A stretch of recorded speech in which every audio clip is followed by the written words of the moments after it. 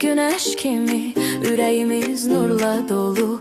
Bir təbəssüm yetər bizə, aşılar hər bağlı yolu. Kiçik əllər birləşəndə dağlar belə yol verər. Düz danışan, haqqı sevən hər zaman irəli gedər. Yaxşılıq qazanar, unutma bunu.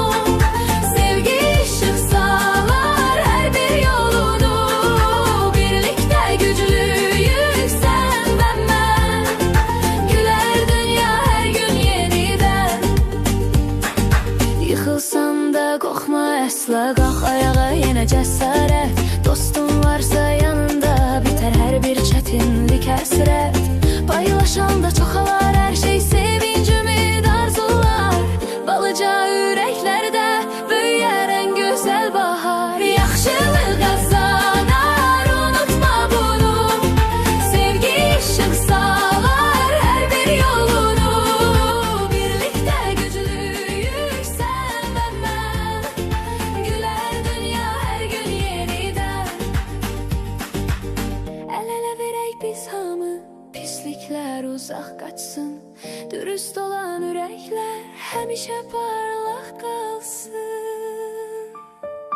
Yaxşılıq qazanar, sevgilə dolu bu cahan. Bir ulduz tək parlasın, sabah daha gözəl olsun hər.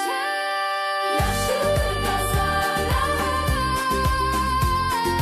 sevgilə dolu bu cahan. Bir ulduz tək parlasın,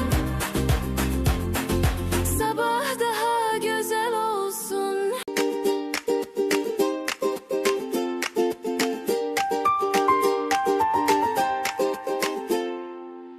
Səhər açar güneş kimi, ürəyimiz nurla dolu. Bir təbəssüm yetər bizə, aşılar hər bağlı yolu. Kiçik əllər